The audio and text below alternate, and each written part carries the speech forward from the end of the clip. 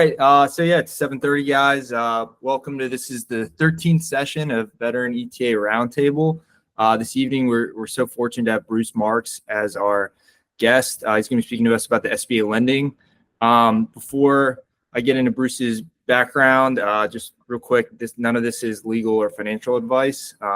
So like previous, roundtables, I'm just going to introduce Bruce, and then he's going to get into some content, kind of give you his insights.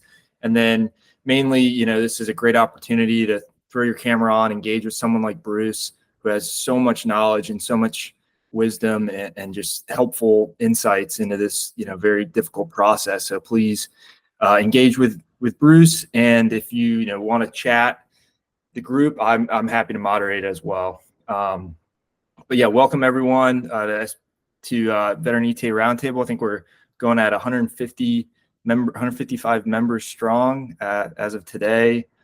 So great to see a lot of new folks and old folks. And I'll kick this off right now. So quick intro on Bruce. So Bruce Marks, he's a distinguished leader in the SBA lending space. He's currently serving as the Senior Vice President and Sales Manager for SBA M&A at First Bank of the Lake.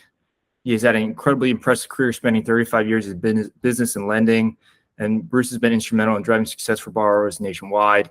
He's recognized for his outstanding contributions and has funded over 1,200 SBA transactions, amassing $275 million in enterprise value over the last 7 years. And I'm sure these numbers that I found they're even bigger right as of today. He was ranked in the top 1% of most active SBA 7A lenders in 2023 by the Small Business Administration, and he's played a pivotal role in funding over 1,000 loans, totaling more than $1 billion from January 1, 2020 to February 22, 2024.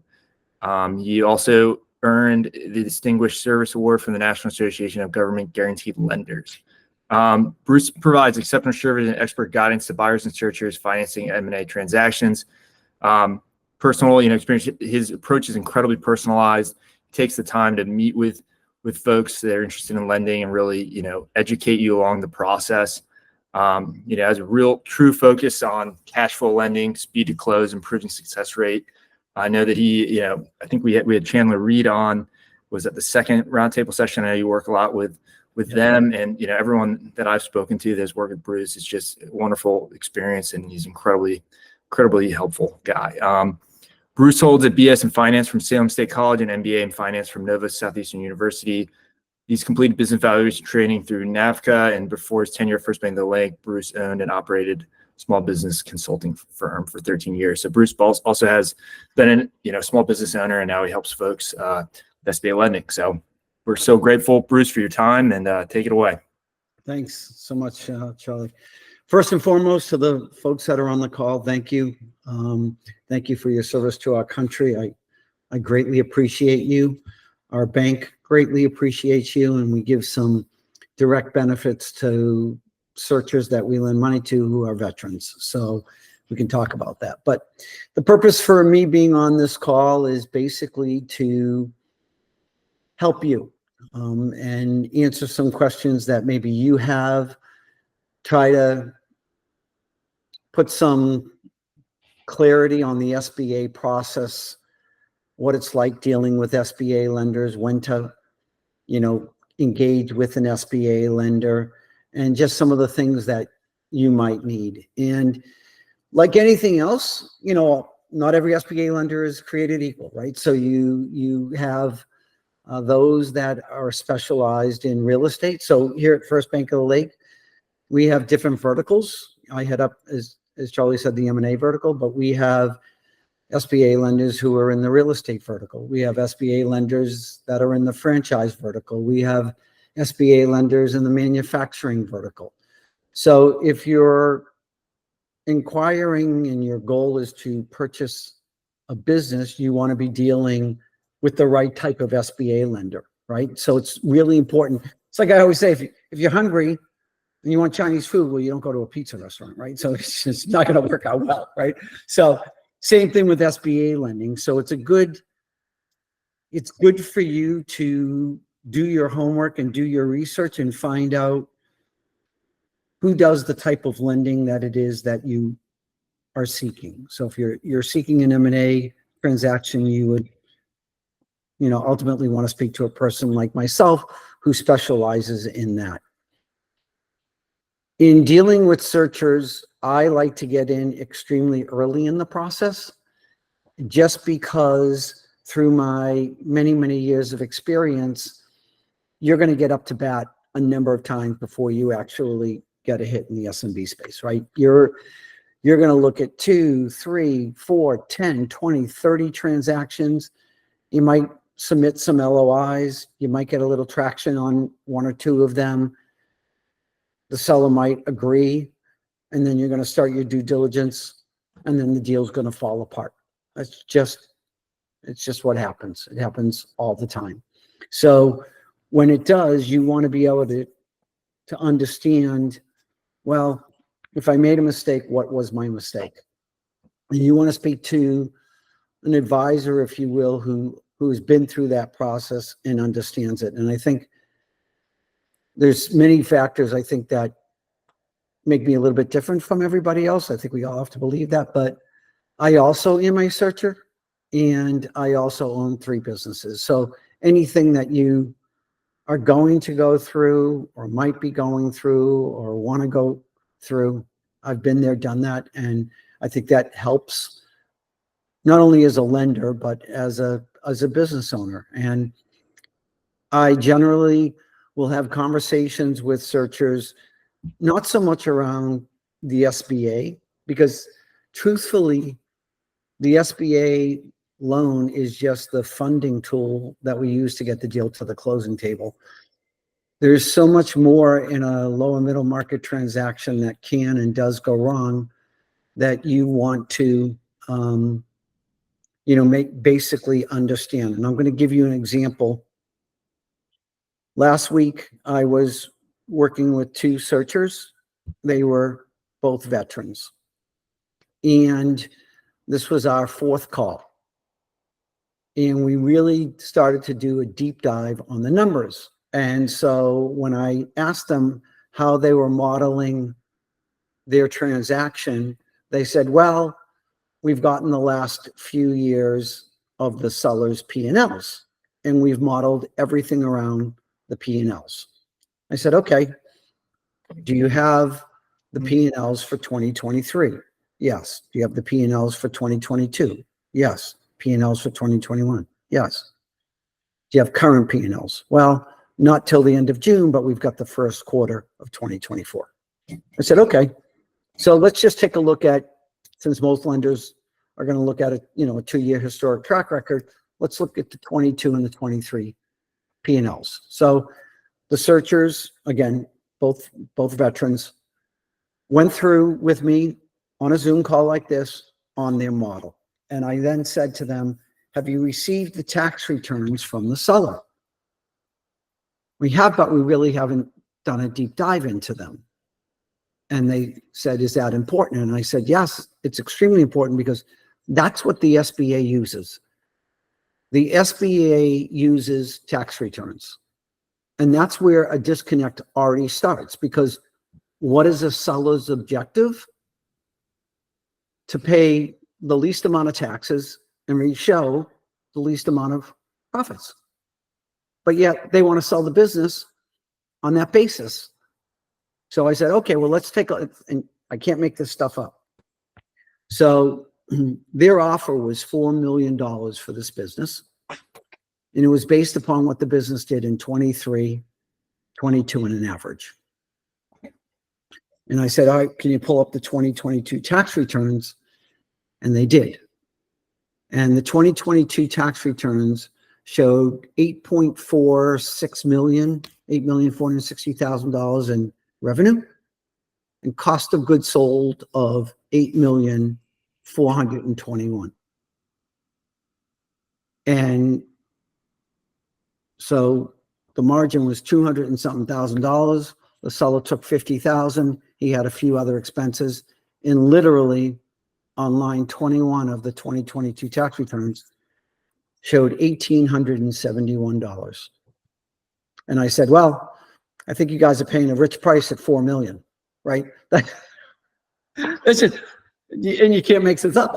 This was it. And they were like flabbergasted, and they were like, oh my God, we didn't even look at the the tax returns. We were going off the seller's P&L. And I said, and has the seller done the 2023 tax returns?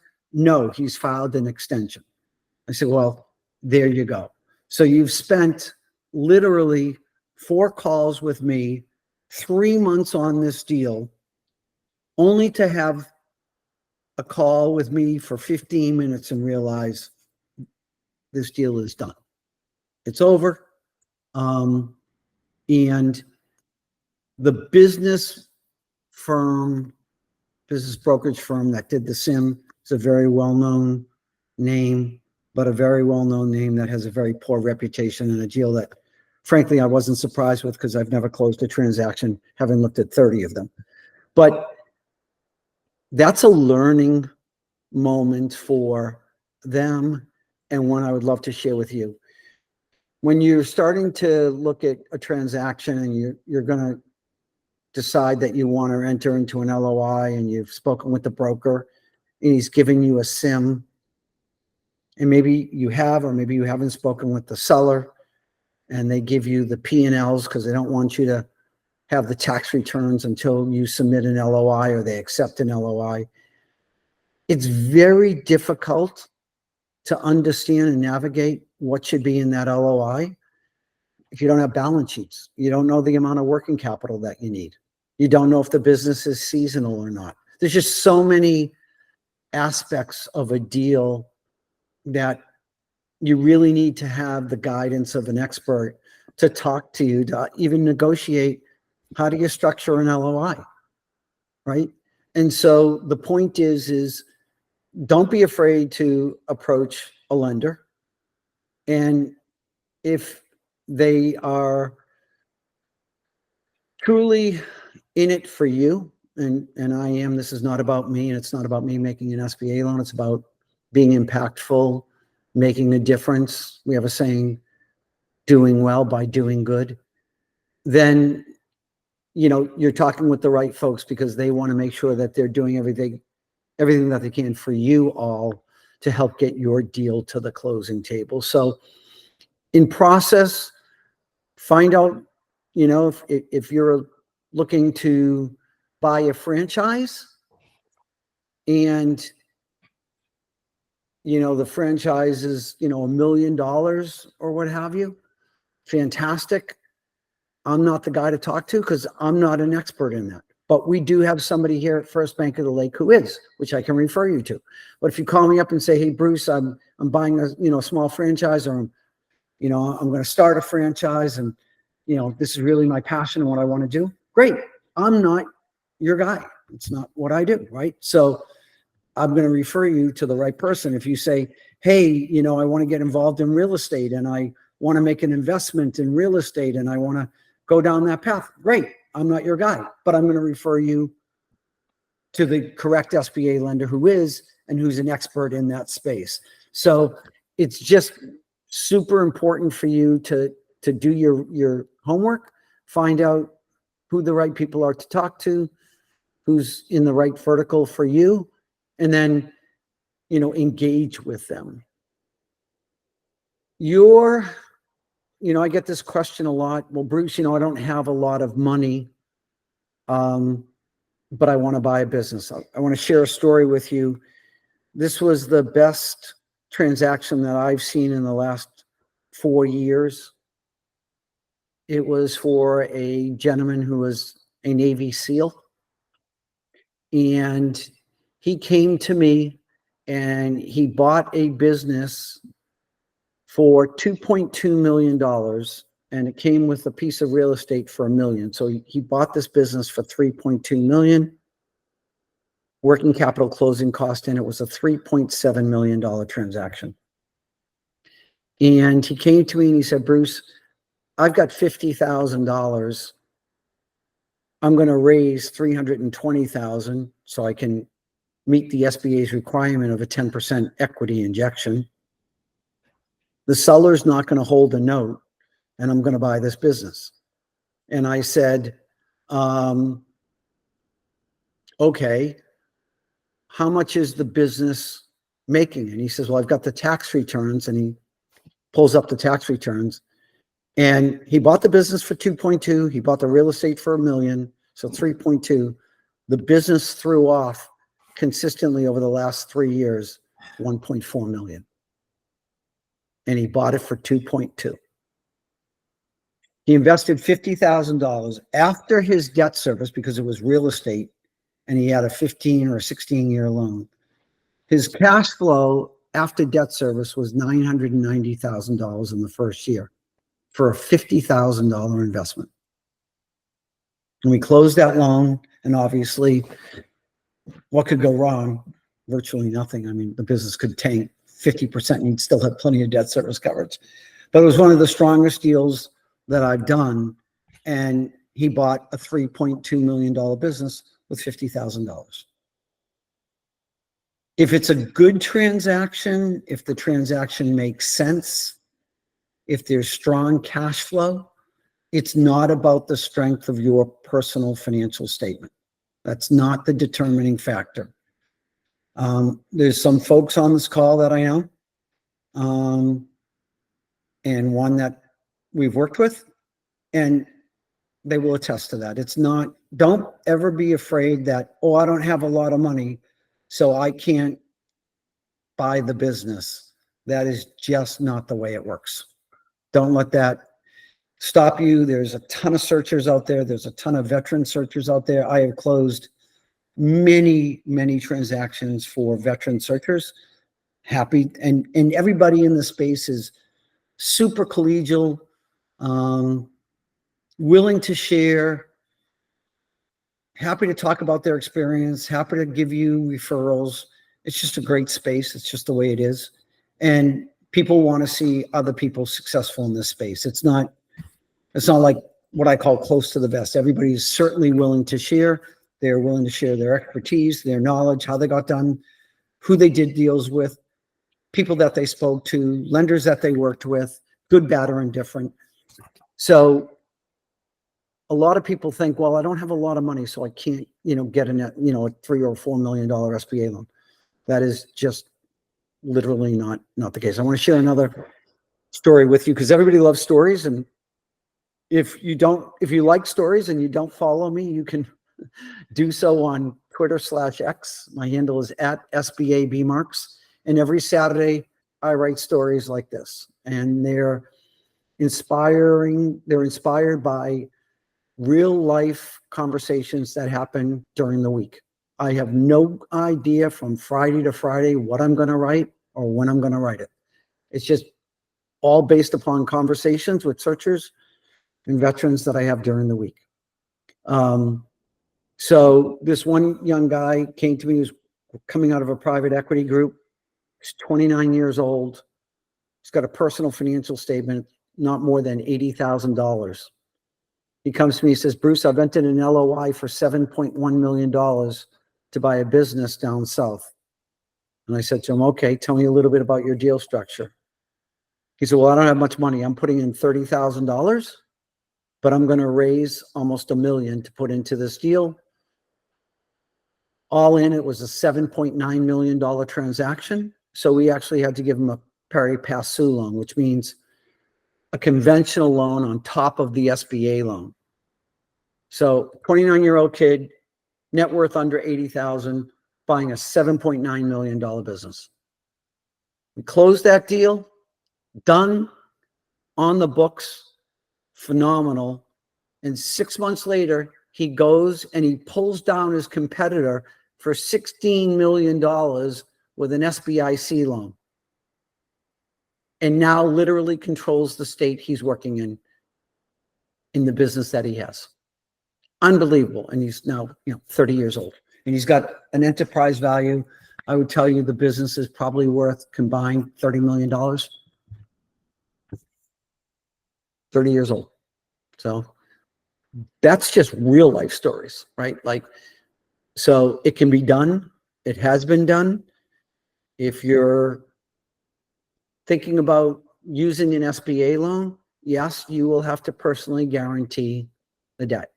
The rule is anybody over 20% or more of the ownership or the cap table must personally guarantee the loan. And generally that's the searcher, not the investors, right? The investors are sub 20.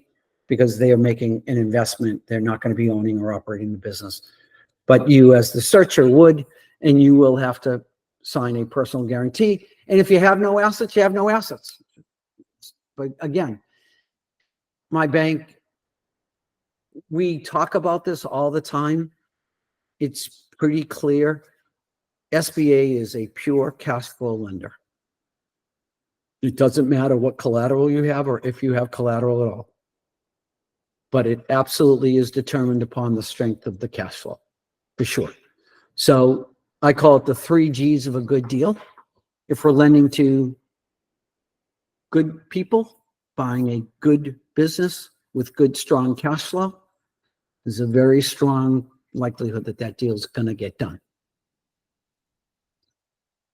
Some banks do require an investment. Some banks allow your sweat equity to be your investment. Again, you have to just find out who the right lender is for you. And, you know, it's like anything else. It's a relationship. You're going to have a call. You're going to jump on a call with a lender. You may like them. You may not. It's just reality, right? But you don't know unless you have those calls. There's lenders out there that I absolutely know that say, I don't want to talk to you unless you have an LOI. I'm the first one to say, I want to talk to you way before the LOI, because I want to be able to share with you all of my experiences as a business owner, as a corporate consultant for 13 years, as a lender, as a coach and an instructor in my past as well. All of it, right? All of that is going to matter to help. And this is all about you guys. So it's about helping you get your deal to the closing table.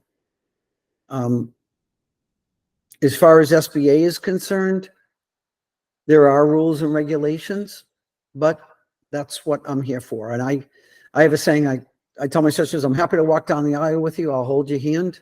We'll get to the altar. I just don't want to be left there. Right. So, pick your battle, pick the deal and let's go. And I think Charlie mentioned I'm extremely approachable. I'm very blessed that I get to come into my office in the morning and do what it is I do because I love to, because I want to, not because I have to. And that's a big, big difference, right?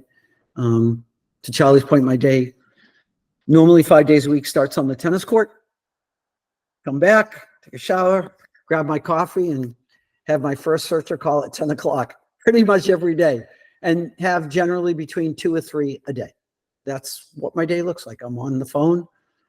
I do a lot of this. I do a lot of podcasts. I do a lot of webinars. I do a lot of speaking engagements. It's just about being impactful, providing knowledge, and helping you guys get a deal done. So in a nutshell, happy to answer any questions you guys have, but I wanted to just kind of explain, what I see in some of the deals that we've done for searchers and veterans. Terrific. All right, open it up to any questions. If you have any question, you can, camera on or send it in the chat. If not, I'll probably pepper Bruce with all my questions, but I don't want to talk. So Bruce has talked to me plenty, so I've talked. Yeah, exactly. I'm sure there's a couple of questions out there, or hopefully there are, right? But all right, Michael, raise your hand. Go ahead. Yeah, hey Bruce. Sorry, actually I'll go and come off video. I was eating some dinner, which is why I had my video off. But thanks for taking the time today. Quick question for you. You mentioned one of the brokers that you'd seen 30 deals or so come across your table and that you hadn't worked with before. Curious if you'd be willing to share who they were, just as a sign of maybe potentially people, it could be too good to be true, while we're searching. If we come across those brokers. Yeah, I don't know if I want to publicly put it out there, because I've always been taught if you don't have something nice to say, just don't say it. So I think I'll hold to that. But I would tell you that reputation is earned, right? So as you start to speak with searchers in this space, And if you're not on Twitter or X, you should be. It is a phenomenal SMB space. But as you start to talk with other searchers, you're gonna find out pretty quickly who to stay away from and people to deal with, right? And it matters. Like I get that question a lot about, brokers, their role, their allegiances to the seller, obviously, because that's who's paying them, unless you have a buy-side broker who represents you. But a lot of the business brokers out there got into the business because they sold a business, and the business broker who sold it said, hey, what are you going to do now after retirement? I don't know. Why don't you become a business broker? And so they become a business broker. And they have a lot of experience in their field, but they're not listing a lot of businesses that are in their field, right? So it's like being a lender and saying, okay, well, I guess I can be an SBA lender. Well, you can't, right? If you're a commercial lender, being an SBA lender is totally, totally different, 100% different. And so you can't just be one. And so I would tell you that, when you're dealing with brokers, reputation is earned, and they will have that reputation, Michael. Got it. Thanks, Bruce. You're welcome.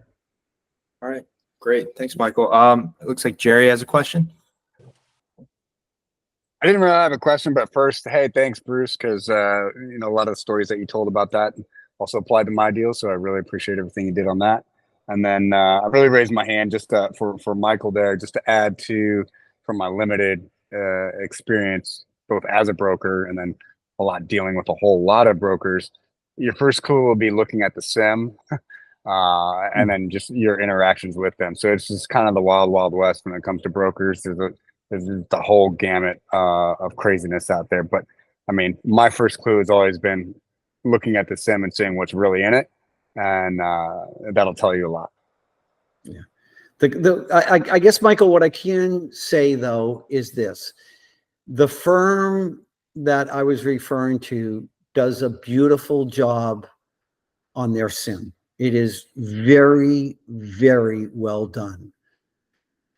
But the part that separates them from anybody else is they do not include any of the financials in their SIM, because they do not bring the deals to market. They have other brokers that take the SIM and try to sell it.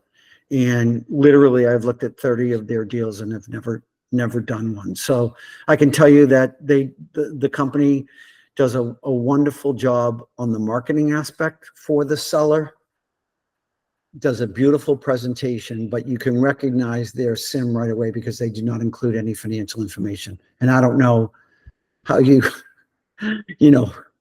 get interested in a business without seeing any financials on it. Like I always say this: if you're going to offer 3 times multiple on a business that's earning nothing, well, 3 times 0 is 0. So I mean, I don't know. So just that hopefully will help. Great.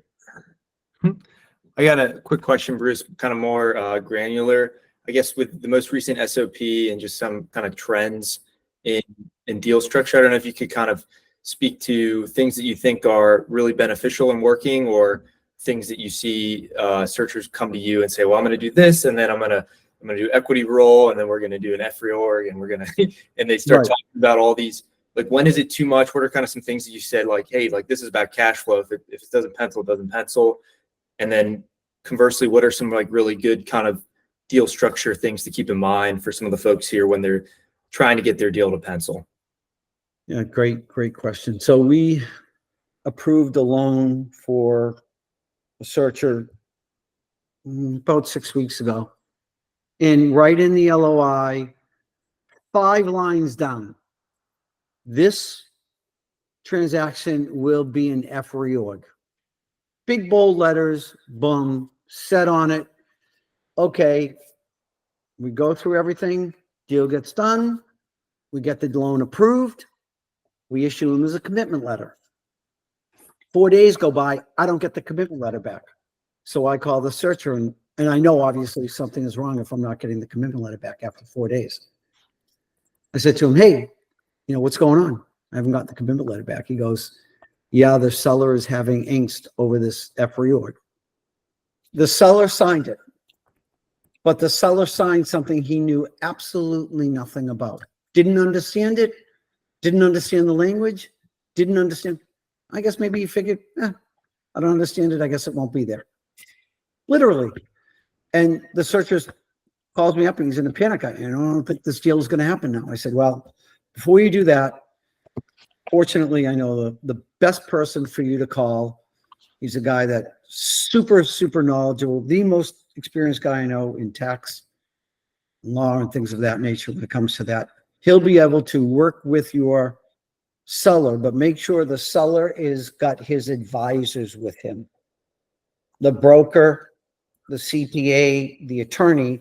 So when this tax professional has a conversation around the F reorg and what tax implications that have, the seller's not going to understand it because he's 72 years old, been running the business for 30 years.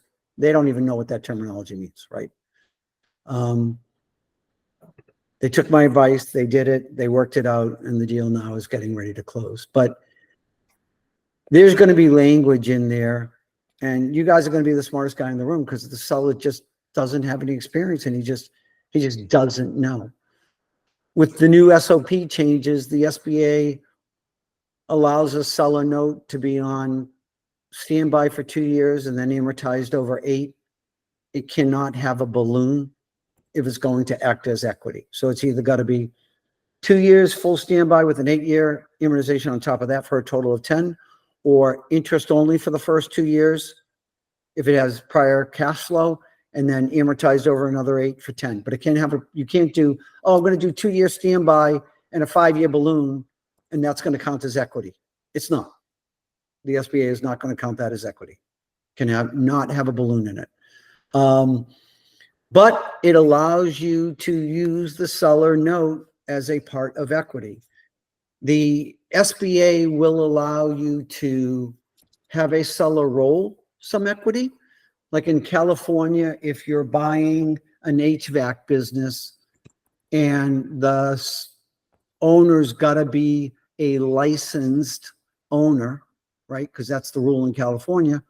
And you want to buy an HVAC and you don't have the license, yeah, well, maybe the seller's got to roll 1 or 2%.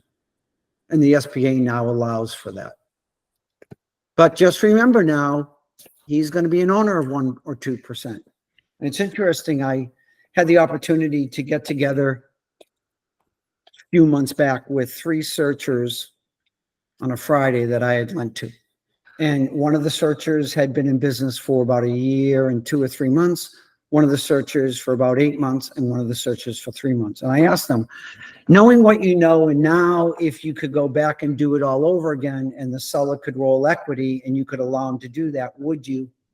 And all 3 of them said, hell no, no way, right? So although the new SOP, to your point, Charlie, allows a seller to roll some equity and get a second bite of the apple, you have to determine whether you want that to happen. A lot of times searchers will call me and say, I want to buy a business that's got really strong management in place, and I don't really want to work there, so it's kind of going to be like an investment. And I'll say to them, you're going to borrow $4 million and you're going to let a guy you just met determine whether your guarantee sticks or not?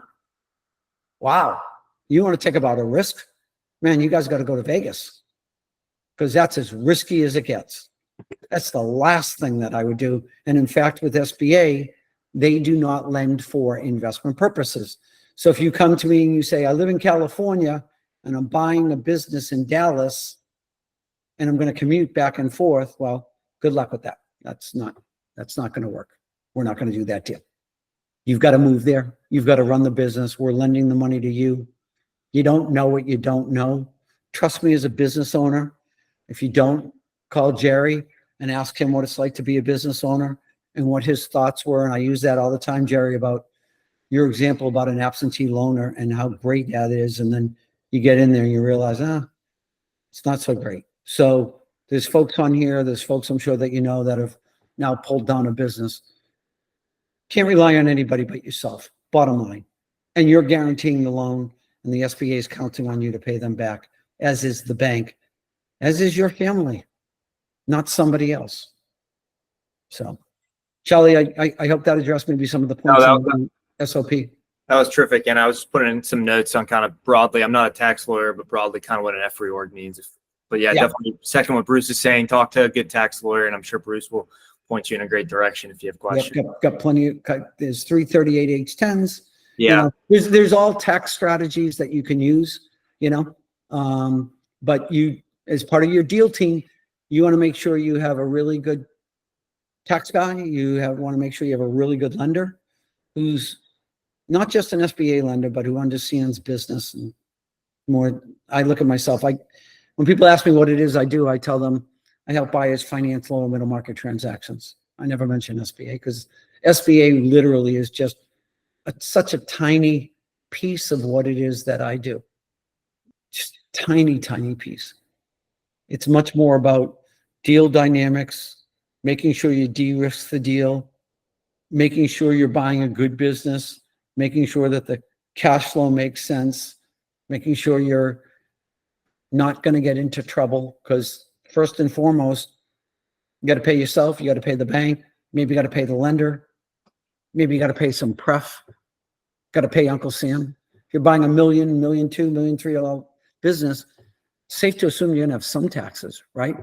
So you got a lot of people pulling at that purse strings, yourself, the bank, the seller, the tax guy, right? I mean, your pref, right?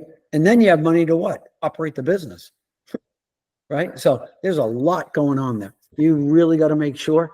People always ask me, well, what are you comfortable for debt service coverage? And I always come back and say, what are you comfortable for debt service coverage? Am I comfortable at 1.25? I wouldn't do it. I'm not going to be able to sleep at night. And let me tell you, as a business owner, that's you're going to have some sleepless nights. You are. No, Charlie, it's interesting. I talk with people. I say, let me see your 2 or 3 years projections, and it's just 5% growth, 5% growth, 5% growth. It's not the way it works. Just not. Look at the businesses you're buying. It just doesn't work that way, right? So great. I think Josh had his hand raised, but I don't know, it went down. Josh, do you have a question? I did. I've got to step away in a few minutes, so it's fine. Okay. But Bruce, thanks for all your insights. They've been super helpful. One of the things you mentioned earlier is you not one to be as a lender left at the aisle. What's your perspective? I know every bank looks at like when they want to talk with searchers at a different point in the process. And obviously we're trying to find the best partner given our specific deal and the expertise of the bank and the terms. Yep. What's the right time to commit to, from your perspective, to commit to one lender to get the deal done? When you understand what they're looking for and they're aligned with your thought process and they're looking at transactions that resonate with you. For example, if you come to me, Josh, and you say, hey, Bruce, I'm looking to, I've got a retail background and I'm looking to buy a business in the retail space. I'm going to tell you that is absolutely not me. So our conversation is over at that point because I do not lend into retail, period. I don't lend into want type of businesses. So if you said to me, hey, Bruce, I'm buying a manufacturing business, and I say, what do they manufacture? This is a true story. And the guy says, kayaks. I'm out because I'm not going to ever do that type of transaction. So you should start as early in the process as you can to know that, okay, the type of businesses, let's say you decide you want to buy a restaurant and because you love to eat like everybody, but you think that's really what you want to do. You're not calling me because I'm not doing that. So, okay, check, Bruce is off the list. And you just go down to the next lender. Check, but you don't know, Josh, unless you have that conversation with me. So I'm super early to tell you, hey, let's have a half an hour call. Let's get to know one another. I'll tell you what it is I like. I'll tell you what input I can have for you. And then you can decide, yeah, check, Bruce, I think is the guy that I've had literally many, many clients go, Bruce, if you don't like the deal, I'm not buying it. And I'm not doing it. And I'm only going to do a deal that you bless. Literally, I've had people say that. And I have one client in California, working with him for just over a year. And we finally got the deal to the closing table. It was the fourth deal that we looked at. It took a little bit over a year to get it done, but we got it done. And he was one of them. And he said, I am not buying a business without your blessing. I'm just not going to do it. And so we worked together literally for over a year, Josh. So do it with the lenders, pick 3 or 4. And my point is if we're synergistically aligned and you're looking at the right kind of businesses, I will be there to help you structure that deal and get it done. And it will get done. Does that answer your question? It does. Thank you. You're welcome. Awesome, Bruce. We got a question from Israel. Good to see you, man. What's going on, Charlie? Mr. Bruce, how's it going, Israel, my friend, how are you, bud? Wonderful, wonderful. Hey, man, I got a simple one for you. You talked about folks that are going to have to relocate. So when we're talking about putting up a PG, and if you have a bank that's requiring a PG, but you have to move, how does that work if the PG is on the house? Yeah, so doing a transaction right now for a guy that was living in California, and he moved to Florida. He's buying a business in the Naples area. He's already moved here. His house is up for sale. So the way that we look at it is if he says his house is on the market, he shows it's on the market, it's on either Zillow or it's on realtor.com or one of the other websites. We go in there, we see it. We will not take a lien on it. But at the time of closing, if he hasn't sold it and there's more than 25% equity, I am required by the SBA to take the house. So I would tell you that if you're, let's just say you're going to move from Tampa to Lakeland and you have a house, once you know that transaction is really going to go down, Israel, put the house on the market for sale and wait till your SBA loan, wait till the house sells and close the SBA loan the next day. And then you don't have to pledge the house or take any of the money from the proceeds and put it towards the SBA. What about if I kept the house and turned it into a rental? And if there's more than 25% equity in that house, the SBA will take the house as collateral. Okay. Even in Florida? Yeah. Florida is not a homestead state. The only homestead state in the nation is Texas. In terms of taking a home as collateral. In Texas, if it's your primary residence, I cannot take it as collateral. If it's a secondary residence, I can take it as collateral. But Florida is not like that. There's no exemptions for veterans or service-connected individuals? No. Easy peasy. Appreciate it, Bruce, as always. You're welcome, sir. My pleasure. Perfect. That was super helpful, Bruce. Okay, one final question in the chat from Michael.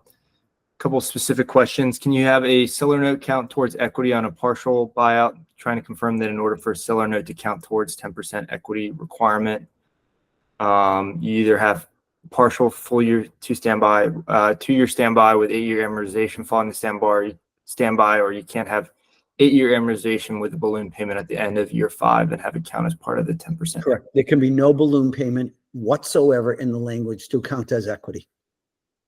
So it can't be a 10-year amortization with a 5-year balloon. That will not count as equity. Gotcha. Okay, that makes perfect sense. So that was the second question. And then the first question I had, sorry, Charlie, it's a little confusing there. No, the first question I had was, can you have a seller note count towards equity on a partial buyout? So now that their SBA is allowing, partial buyouts, i.e. the example you gave earlier, you're buying 99%, 1% is being maintained by the current seller to have the certification. I read Search Fund or somewhere, somebody mentioned that the seller note, if you're planning on intending to utilize that towards a 10% equity, you can't do that on partial buyouts. Didn't know if you'd seen that come across with the new SBA update. No. The answer is no. Okay. No. Thanks. You're welcome. All right. I think Israel's got his hand raised, and this will be our last question. I'm fine, by the way, Charlie. If people Okay. need, I'm not in. It's not like, oh my God, I got to, take 16. I got to go. I don't. Okay, great. Keep it rolling. I'm just going to go watch the RNC. So, that's. Yeah, kick it over to Jerry, man. I forgot to put my hand down. Apologies. Mine's real quick. If you're doing an equity rollover, let's say they put in 10%, is that equity injection that you need to put in based off of the purchase price or the amount that you are borrowing? It's total project cost, TPC. So it's gonna be if you're, let's say, buying a business for $5 million and you're requiring, hey, I want $200,000 in working capital to the balance sheet. It's 5.2, and deal cost is another 200, so it's a 5.4 million. It's 10% of 5.4 million, 540,000. What if you're not borrowing 540,000? Like, as far as if there's equity injection in there, and there's a massive seller's note, and you're only borrowing a small portion of that total purchase price. Where's all the rest coming from? The seller's note and some of the equity injection in there, some cash. So if you had a $5.4 million and you got a $4 million seller, because you're saying, okay, if it's less than the 540. Yeah, I'd have to put some numbers together and talk to you offline about it probably then. Yeah. Right. You got my number, I think. Yes. I hope you do, Jerry. Yeah, absolutely. I recommend it to everybody. So Thank you, my friend. I appreciate it. All right. Real quick, Bruce, for folks, that are trying to get up to speed and want to show up and kind of succeed at their first call with you. I don't know if you could touch on kind of what kind of deliverables you're looking for. And then I know that you work a lot with the accelerators with Chandler and Sam Rosati's SM Camp. Maybe if you could just kind of say who you think really benefits from those kind of things and who doesn't. Yeah. So, love talking about the, Sam Rosati's SMB boot camp. It is phenomenal. It is, yeah. It's 3 days. It's Wednesday, Thursday, and Friday. They are full jam packed. I stay the 3 days because I have a lot of interaction with the searchers and I want to support them and I want to be there. He will break down every aspect of how to search, how to look at a deal, working with brokers, how to look at a proprietary deal. And then he brings in experts. So he will bring in myself and I'll talk for about an hour and a half about SBA lending, answer any question, give him kind of like what we're doing here. He'll bring in a business broker, Jackie Hirsch. She's terrific, super experienced, knows the SMB space, answers any and all questions around wanting to know and what to say to business brokers. He'll bring in either Mark or Mayor from CPA Builders to do tax advice and legal advice, SMB law. He will bring in on Friday, he'll bring in 3 to 4 successful folks who have gone through his boot camp and have pulled in a deal. He will drill down on what should be included in an LOI. It's a fantastic way to interact. We normally have 25 searchers there as well. Israel has been through it. I'm sure he can probably maybe take 2 minutes and share his experience. But I do it 4 times a year. I'm committed to it. I have learned a ton. After doing it the first year, I'm like, man, I got to buy a business. So my partner and I we bought our first one. We now own 3. I guess just sitting there and learning, I said, yeah, I got to be like everybody else on this phone call, right? Like, so I did it myself, but They're terrific. I know Walker Dybel has a acquisition lab. It's another one. There's some other folks out there via Twitter that have courses. And look, at any education that's going to help you get the deal done, provide you with value, help you along the way, I would certainly encourage. I don't know, Israel, maybe do you want to just love maybe your feedback to what I said and maybe share with the group 2 minutes, having been a graduate of Sam's boot camp? Yeah, absolutely. I concur with whatever Bruce said. Couldn't recommend it any better. It's very veteran friendly. Sam actually did a veteran only SMB boot camp, I think last year.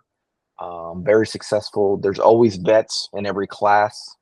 I don't know. Sam says that vets just seem to do better in the space just because we try and, figure it the fuck out like we do with our entire military career, which is pretty much what entrepreneurship is all about. Yep. But it's a great space. I still got 3 guys that I communicate with every day. Matter of fact, I was texting with them earlier today.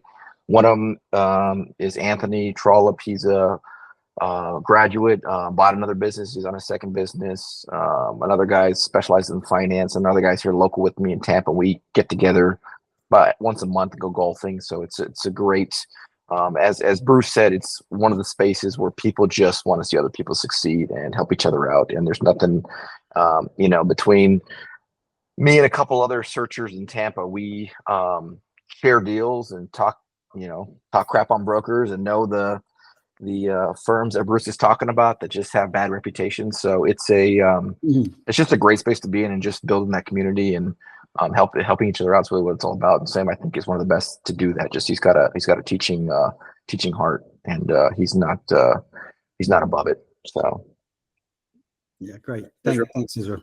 Yeah. All right, Bruce, we got a question from Austin in the chat. Since this is a veteran call, and could you speak at all to GovCon set-aside deals you funded, particularly because they're usually stock deals instead of asset deals? I'm definitely seeing this personally as well a lot. Yeah, I've have closed a number of GovCon deals. We get it. Searchers that are veterans are just on the top of our list here at our bank. We will do whatever we can to support veterans who have given us the rights and the freedom to do what it is we do every day.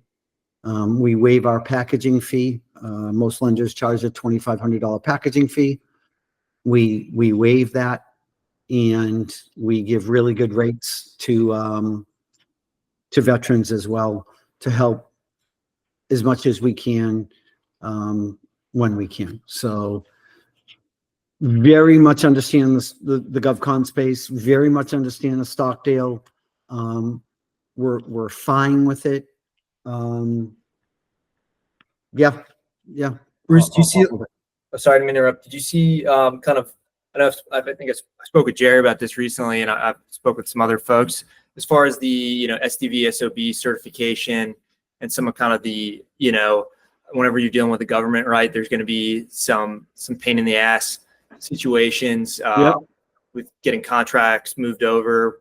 I don't know if you could kind of have any war stories or anything kind of that you could speak to as far as to give guys some heads up on. Well, that's why it's right. It's got to be a stock sale because of those contracts, right? It has to. It's just the way it goes, right? And then you want to take over the certifications. To your point, Charlie, some of the things that you talked about. Mm-hmm. I haven't done one that's been an asset sale. Okay. Yeah. They're just all stock sales, and you got to look underneath the hood and make sure that there's no lawsuits. You got to have somebody like you, Charlie, working with you to make sure that the transaction goes smooth. Yeah, Jerry, he's raised his hand. I'm sure he's got some good insights on this. Yeah, I'm sure he does. Yeah.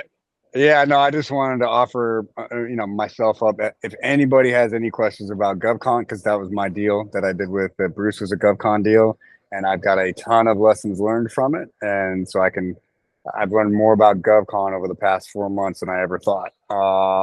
So yeah, I can definitely help out with any GovCon specific acquisition questions.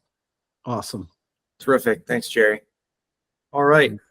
Well, thank you so much, Bruce. Really appreciate your course. time. Give you the floor is yours. Just kind of final remark, and then we'll get on out of here. But thank you so much. This has been absolutely terrific. Yeah. Final remarks are, I just want to reiterate that don't look at your personal financial statement and think that you can't get it done. You can. Don't think that, I got to go small because I don't have a lot of money. Go big. There's plenty of investors out there who will support you. There are a lot of people in the SMB space that are looking to make investments and support searchers and support veterans. I know in the businesses that I've owned, the people that are all sitting in the chair are all MBAs and all government guys. I want people coming out of the military because I understand the commitment, the excellence, the drive, all of it that goes into what you all bring to the table. So I welcome each and every one of you to reach out to me. I'm more than happy to speak with you individually, answer any questions, and if at all possible, help you get a deal to the closing table. Terrific. Yeah, I'll follow up in the Slack channel that we have, Bruce, with all your contact info. Great. If you want to get in Appreciate touch. that. But Awesome. thank you so much, and hope everyone has a great evening.